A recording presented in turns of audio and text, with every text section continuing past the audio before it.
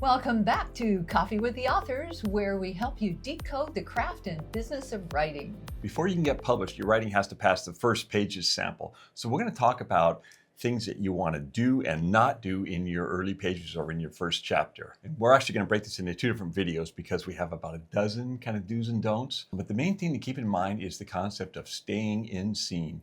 You want to start your book in scene, real time, and stay in scene where your character is going through some kind of activity, some kind of conflict. It doesn't have to be the inciting incident, but something that's actually happening rather than just somebody sitting there kind of contemplating the universe.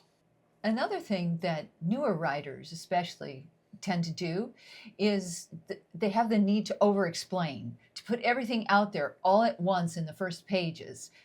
To explain the world, to explain the situation, to just explain things. You don't want to do that. You want to leave the reader intrigued so that they'll continue to keep reading.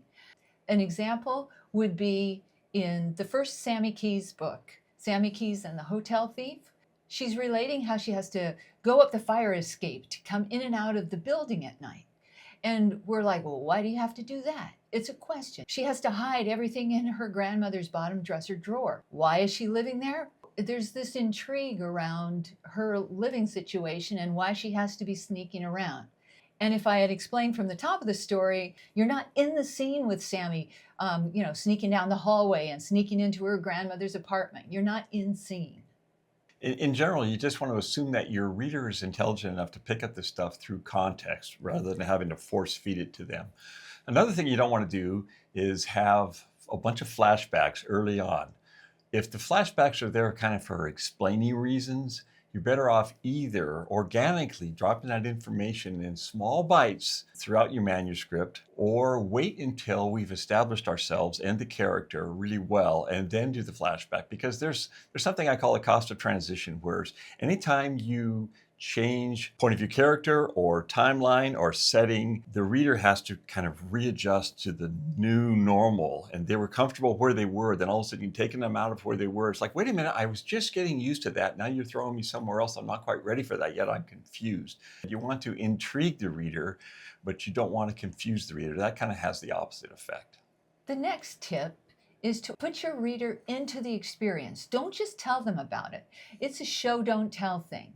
The more that you can have your reader feel like they're having the experience with the main character, the more they're going to enjoy your book. They feel like they're on the adventure or going through whatever the main character is going through. And that's much more enjoyable reading experience than just being told this happened, that happened. You don't really want to tell a story.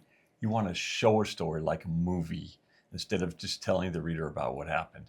And going with the earlier point about flashbacks, something else you don't really want to do is head hop early on. Head hopping has kind of slightly different definitions, but for the sake of this discussion, we're going to say what you don't want to do is change POV characters in the middle of a scene. That takes the reader and kind of puts a hook around their neck and pulls them over. I was comfortable hearing the story about this person over here, and all of a sudden, boom, I'm in this other person's head instantly, and I feel like I'm kind of adrift. Again, it's like cost of transition. The reader has to go, I liked following this character, and now I have to follow this other character and try to get to know them. And again, it kind of jerks them out of the story, which we don't want to do. And sometimes it can confuse them, which we don't want to do. Confusion is the opposite of intrigue. Intrigue is, I want to know more. Confusion is, I don't know where I am, and I'm losing interest because of that. It's like you're losing your footing on where you are and where you're going. And that's an uncomfortable thing for the reader. They want to feel like they're running along with the story and they know what's going on. Another thing you really want to avoid in your opening pages is cliches.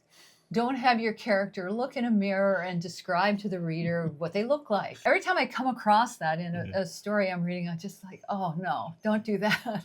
You probably also want to avoid having your character wake up from a dream or wake up after a long, confusing night that they don't quite recall. You also don't want them ruminating about what happened, just going on in their head about things that had happened. You want to create the feeling of forward motion, like something's about to happen, as opposed to explaining all the things that have happened up to this point.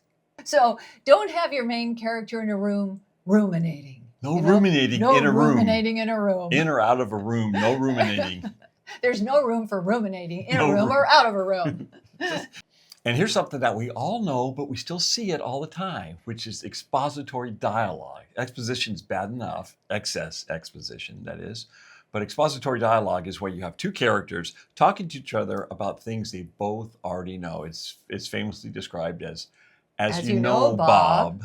It's insulting to the intelligence of the reader, and it kind of demonstrates that you haven't figured out a way to insert the necessary information contextually into the story without having to stop and put a point on it by having people discuss it. Information via dialogue is one of those red flags where if an agent or editor is reading through the first page and they see, as you know, Bob, our father was a mad scientist, they're like, stop, reject, fling, move on to the next one. They're going through like 50 or more query letters per day, and once they see, as you know, Bob, it's over. That's it for part 1. In part 2, we will talk about dialogue, attributions, and the dangers of thinking you're the exception to the editor or agent's rules. Thanks for stopping in to have a cup of coffee with us. Remember, dream big, work hard, don't give up. And keep writing. See you next time. This is like blocks on socks. I would ruminate in a room. I would ruminate on the moon. I would ruminate here or there. I wouldn't ruminate Anywhere.